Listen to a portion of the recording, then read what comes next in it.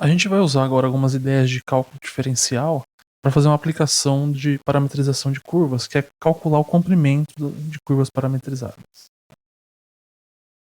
O que eu vou fazer aqui poderia ser feito em dimensões maiores, né? Por exemplo, poderia desenhar uma curva no ambiente tridimensional e usar os mesmos argumentos, dar as mesmas definições. A única coisa é que o desenho ficaria um pouco mais complicado, ficaria mais chato de enxergar. Então, por isso, a gente vai fazendo plano, tá? Mas as generalizações naturais para dimensões maiores, elas valem. Então, imagina que a gente tenha uma curva no plano dessa forma. A gente vai assumir que ela está parametrizada em um intervalo limitado da reta, tá? Então, o x está dado em função de t, parâmetro t. A mesma coisa para o y. E o t aqui, ele percorre um intervalinho fechado AB na reta. Tá? Eu vou até desenhar esse intervalinho aqui, tá? Desenhar ele separado aqui, tá?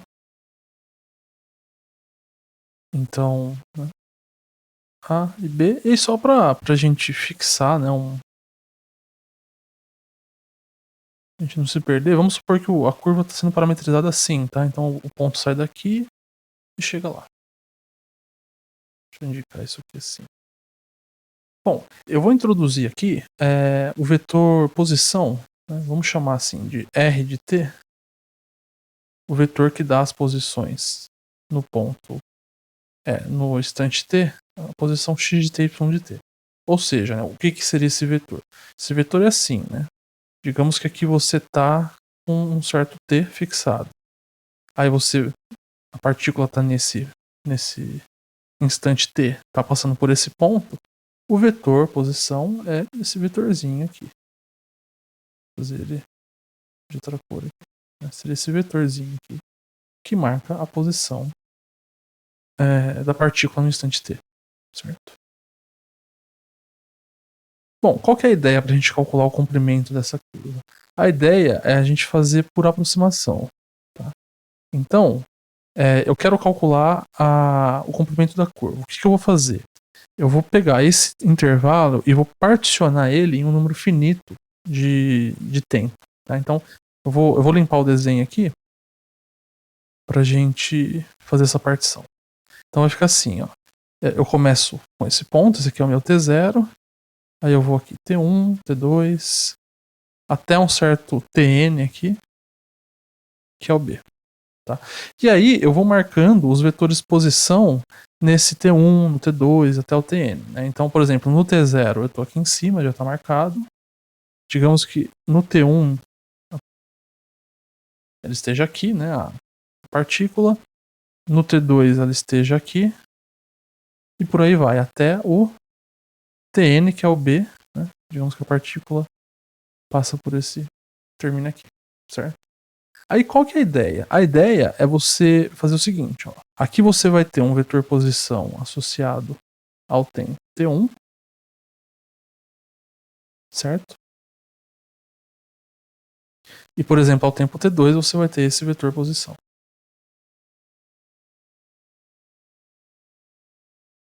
A ideia é você fazer uma aproximação assim, ó. Aqui nesse desenho vai ficar meio grosseira, mas a gente vai ver que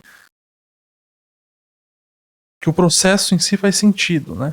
Então, assim, ó, nesse trechinho da curva, ó, quando você está nesse trechinho da curva, a sua partícula está percorrendo esse trechinho aqui, certo? Então, esse pedacinho da curva, vamos aproximar o comprimento dela pelo vetor que liga esses dois pontos, né? Esse vetor diferença aqui, ó. Certo? Vamos fazer ele certinho aqui, ó. É uma aproximação, né? É um pouco grosseira aqui no desenho, né? Mas é uma possível aproximação. Então, ó, vamos só... O vetor em verde, então, é o gama de T1. O vetor em azul aqui é o gama de T2. Então, quem que é esse vetor aqui em vermelho, né? Vou chamar esse vetor de V aqui, né? Bom, gama de T1 mais V é o gama de T2. Então, o V é o gama de T2 menos gama de T1. Certo? Então, ó, a gente aproxima, ó. Aproximamos.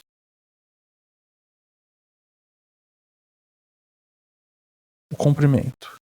Só que aqui eu vou escrever de uma maneira geral, tá? Eu tô fazendo aqui no T1, T2. Eu poderia ter feito isso no T0, T1. Aí o que ia aparecer? Apareceu gama de T1. Desculpa. Eu escrevi gama aqui, mas é R, né? E apareceria o R de T1 menos o R de T2. Certo? Então aqui é o vetor R de T1 e o R de T2. Eu poderia ter feito isso com qualquer sequência aqui de pontos, né? Então a gente vai aproximar o comprimento da curva nos trechos, né? Melhor assim, ó, no trecho de TJ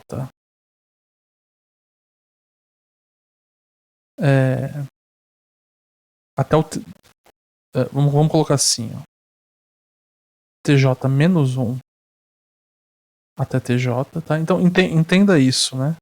Que você está aproximando esse pedacinho aqui, é o caminho que ela percorre na partícula quando você vai de T1 até T2, né, no tempo.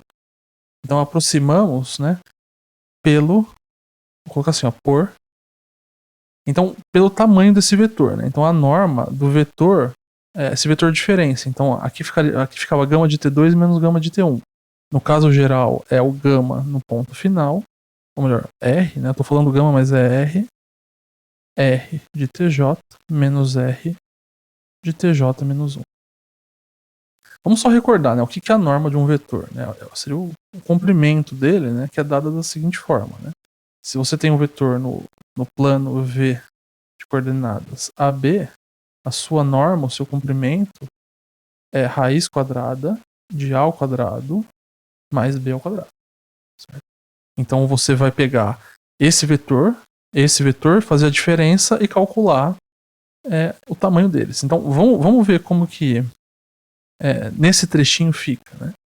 Então esse vetor, o vetor posição, você calcula a partir do x de t e y de t. Então você vai colocar tj aqui, né? Então vamos ver quem que é esse comprimento, né? Quem que é o comprimento?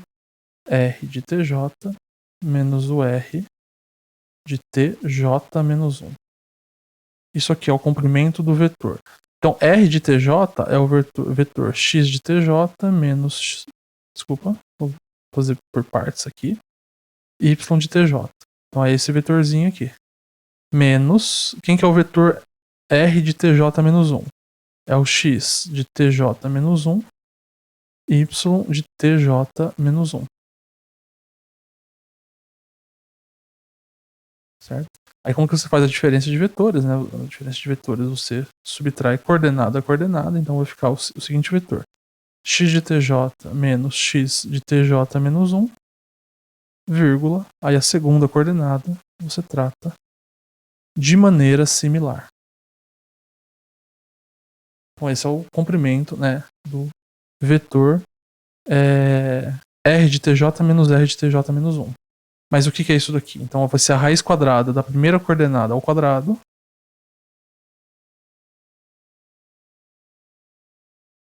Então você pega essa coordenada, eleva ao quadrado. Pega a segunda coordenada, eleva ao quadrado. E extrai a raiz quadrada de tudo isso daqui. Então o comprimento da curva nesse trechinho aqui, ó, nesse trechinho aqui, ele é aproximado, a gente vai aproximar por esse valor aqui. A ideia, né, gente, é que assim, aqui do jeito que eu desenhei, né, dá pra ver que é uma aproximação grosseira, mas a ideia é a gente fazer, né, esses comprimentos aqui, os t's cada vez mais próximos, mandar na verdade o comprimento o tamanho desse intervalinho aqui para zero, né? Porque intuitivamente, né, quanto melhor, se a curva tiver um bom comportamento, né, quanto mais próximo os t's tiverem entre si, melhor é essa aproximação. Então, fazendo um processo de limite, mandando esse comprimento aqui, né, todos os comprimentos para zero, né, a ideia é que isso daqui vai vai dar uma boa aproximação para o nosso comprimento que a gente quer. Então, essa é a ideia, né, de fazer então o comprimento da curva, definir o comprimento da curva dessa forma. Então, assim, para simplificar, vamos supor que esses pontos aqui, ó, eles são sempre equidistantes, tá? Então daqui até aqui, eu até desenhei um pouco assim, né? Ó.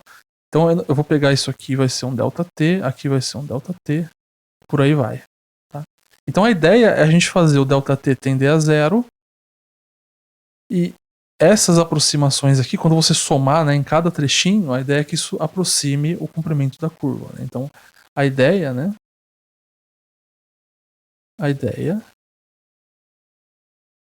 é que o comprimento da curva, que eu vou denotar por L, então L é o comprimento da curva,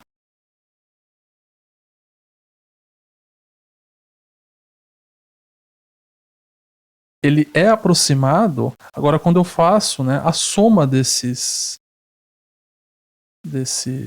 J indo de 1 até N, né, então eu vou pegar todos os intervalos, né, cada trechinho eu vou aproximar, e aí então se eu quero a curva inteira, né, eu tenho que aproximar por a soma desses valores aqui. E a ideia então agora é a gente fazer, né, a ideia agora é a gente fazer o ΔT, que é a diferença, né, de TJ até TJ menos 1, tender a zero. E aí aqui a gente vai querer uma igualdade. Certo? Na verdade, a gente vai definir o comprimento da curva colocando uma igualdade ali. Só que assim, vamos trabalhar um pouquinho nessa expressão. Dá pra gente melhorar bastante isso. Porque é o seguinte. Vamos lembrar bem rapidamente o teorema do valor médio. Tá? O teorema do valor médio, ele fala o seguinte. Ó, se você tem uma função f no intervalo AB, chegando na reta, essa função ela precisa ser contínua e diferenciável no intervalinho aberto AB. Então, isso aqui implica que você encontra um ponto C entre A e B, né, entre A e B, tal que esse coeficiente aqui, ó, faz F nos extremos, né, e divide pela diferença dos extremos, isso é F' de C. Tá? Então a gente vai usar esse teorema, né, chamado de teorema do valor médio, para duas funções especiais. Para a função x, observa que x, gente, é do jeito que a gente está escrito aqui, né, do jeito que está escrito, para cada tenha b, o x de t te devolve um número, porque é uma coordenada do ponto P. Então isso define uma função x, ó, do intervalo AB na reta. E mesma coisa para o y, isso define uma função. Tá? Obviamente que a gente precisa verificar as hipóteses, né? Para aplicar o teorema do valor médio, a gente precisa que a função seja contínua e diferenciável. Então a gente vai impor que essas duas funções que descrevem as coordenadas dos pontos, elas são contínuas e são diferenciáveis. A gente vai até, na verdade, supor um pouco mais daqui a pouco. Tá? Mas então a gente vai conseguir calcular comprimento de curvas de funções cujas coordenadas têm uma certa regularidade. Tá? Bom, mas vamos aplicar então esse teorema aqui em cada um desses trechinhos. Ó. Então, o que o teorema te fala? Né? Você está com o intervalo AB aqui, ó. Como que a gente vai usar esse teorema? Eu vou passar o B menos A para o outro lado. Né? Então, isso aqui eu vou reescrever assim. Ó. F de B menos F de A é F' de C vezes B menos A. Então, ó, F, esse aqui vai fazer o papel do meu B agora e esse vai fazer o meu papel do A. Então vai ser o x' em um certo ponto C, que vai estar entre... Aqui ele está entre A e B, então ele vai estar entre TJ menos 1 e TJ, vezes o comprimento do intervalo. Mas o comprimento do intervalo é TJ menos 1, é o ΔT. Certo? Então, ó, o x de TJ menos o x de TJ menos 1, isso aqui é o x' de um certo... Aqui, como o C... O teorema te fala assim, ó, existe um C. Quem é o C? O teorema não fala. Ele só fala que, ó, existe um cara lá. Então, e esse cara, ele tá entre os extremos do intervalo. Então eu vou usar o teorema do valor médio para a função x, por exemplo. Aqui dentro, eu vou obter um carinha aqui dentro. Quando eu for usar nesse intervalo, eu vou obter um carinha aqui dentro. Então, eu vou indexar Se eu estou usando no intervalo tj-1 tj, né, eu vou indexar o carinha que existe ali com j. Então existe um tj estrela que satisfaz a igualdade. Da mesma forma, existe. E aí, assim, como o teorema ele fala assim, ó, existe um cidadão lá no intervalo, aqui eu não posso colocar o mesmo tj estrela, porque aqui eu mudei a função. Então eu vou usar o teorema para outra função, eu tenho que colocar um tj, por exemplo, 2 estrelas aqui, vezes ΔT. Tá? Então aqui eu estou supondo que eu posso usar o teorema para x e para y. Então está supondo uma certa regularidade da curva, né, de como você consegue parametrizar. Portanto, gente, essa expressão aqui, ó, que eu copiei aqui, é lá que está com uma soma j indo de 1 até n. No fim, o que é isso? Isso aqui é a soma j indo de 1 até n. Aí vai aparecer a raiz quadrada de... Aqui eu vou trocar, né, x de tj menos x de tj menos 1, eu troco por isso. Mas tem esse quadrado aqui, então vai ficar assim, ó. Vai ficar o x' de tj estrela ao quadrado, ΔT ao quadrado, mais, e aqui é análogo, y' de tj, 2 estrelas, ao quadrado, ΔT ao quadrado, e fecha a raiz. Bom, tem ΔT ao quadrado, ΔT ao quadrado, esse ΔT eu fatoro, e ainda eu tiro ele para fora da raiz. Então vai ficar raiz quadrada de x' de tj estrela ao quadrado, mais y' de tj estrela ao quadrado, vezes o ΔT. Vamos resumir o que a gente concluiu? A gente concluiu o seguinte, ó. A gente tinha essa, eu vou até copiar, ó. A gente tinha essa aproximação. Mas esse termo aqui é uma igualdade. Ele é igual a esse termo aqui. Portanto, o L você aproxima por essa quantidade. Lembra que a nossa ideia é fazer agora o ΔT tender a zero e colocar igualdade aqui, né? Bom, aqui que agora a gente precisa relembrar do conceito de integração. Se você tem uma função f, vamos fazer em cinza aqui, ó. Uma função f de AB em R. O que é a integral da função f no intervalo AB? Você faz o seguinte processo, ó. Você particiona esse intervalo AB da mesma forma que a gente fez aqui, ó. Tá? E aí você monta as somas parciais, as somas de Riemann, que são somas assim, ó, é f em xj vezes o comprimento dos intervalinhos. J indo de 1 até n, onde o xj é um ponto arbitrário em tj menos 1 tj, né, na sua partição. Então estou usando essa partição aqui como aqui. E aí, o que é a integral da f, né? É um limite, né? Na verdade, a gente fala que a f é integrável no intervalo AB se esse limite aqui, quando você fizer o ΔT, ele existir. Independentemente, né, dos quicis aqui que você pega nessa partição, tá? Então, a gente recuperou aqui quase que exatamente a definição de integral de uma função. Isso aqui é uma função, ó, se você olhar para essa função aqui, ó, f de t como sendo raiz de x' de t ao quadrado mais y' de t ao quadrado, quando você faz uma soma de Riemann, a única diferença aqui é que aqui teria que aparecer o mesmo ponto, ó, o mesmo que xj, só que aqui está aparecendo pontos diferentes. Mas não tem problema, desde que essas funções x' e y', se elas forem contínuas, não tem problema. Quando você fizer o ΔT ir para zero, esse valor aqui vai ir para a integral dessa função f específica que eu estou dando. Tá? Então aqui a gente não vai supor apenas que o x e o y são funções contínuas diferenciáveis. A gente vai supor que eles são de classe C1. Ou seja, que a derivada também é uma função contínua. Tá? E aí, então você pode mandar o ΔT para 0 e isso aqui vai para integral. Isso é um exercício para a gente fazer, tá? Então, ó, supondo. Na verdade, você nem precisa supor isso, tá? Mas supondo x e y de classe C1, pode ser classe C1 por partes, não tem problema. Mas vamos colocar C1, tá? Supondo x e y de classe C1, fazendo ΔT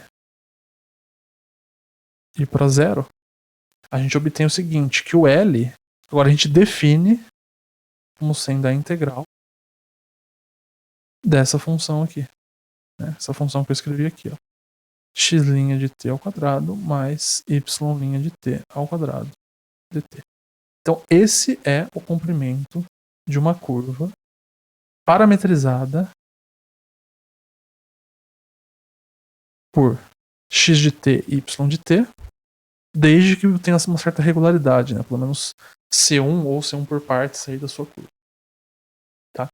Então, isso aqui é uma definição e a justificativa da definição a gente fez toda a teoria aqui. Então, na verdade, a gente batiza, né, o comprimento da curva como sendo esse número aqui. E toda a discussão que a gente fez anterior é para justificar que essa definição, né, isso aí que a gente está batizando, é uma boa definição. Faz sentido você tomar essa definição. Bom, para exemplificar, vamos calcular a da circunferência, né, que a gente até já sabe a resposta, né, vamos ver se bate com o que a gente conhece. Vamos parametrizar a circunferência, colocar r cosseno t, y igual a r seno t, onde o t vai ir de 0 a 2π. Então a gente está parametrizando a circunferência de centro 0, 0 e raio r, certo? É isso que a gente está parametrizando aqui. Vamos calcular o comprimento dessa curva. Certo? Aqui a gente está dando uma volta só, então é realmente o comprimento da circunferência. Se eu colocasse, por exemplo, de 0 até 4π, você estaria dando 2 voltas, teria que dar 2 vezes o comprimento da circunferência. Mas vamos ver então, né? Quem que é o L nesse caso? Comprimento. A integral de A até B é de 0 a 2π. De raiz quadrada de x' de t. Então o R é um parâmetro, né? É o raio da circunferência. Então você vai derivar em t isso aqui, o R é uma constante. Derivada de cosseno dá menos o seno de t. Bom, aqui o quadrado é em tudo, né? Então vai ficar menos r seno de t ao quadrado mais derivada desse dá r cosseno de t ao quadrado raiz quadrada dt. Isso aqui é a integral de 0 a 2π raiz de... Bom, aqui vai ficar assim, né? R ao quadrado seno ao quadrado, R ao quadrado cosseno ao quadrado. Então vai ficar R ao quadrado multiplica seno ao quadrado mais cosseno ao quadrado, que é 1. Então é a raiz de R ao quadrado. O R é um número positivo. Então isso aqui ficaria o próprio R dt. Integral de uma constante, né? Sai para fora, R. Então isso aqui fica o tamanho do intervalo vezes o R. Então é 2π R. Certo?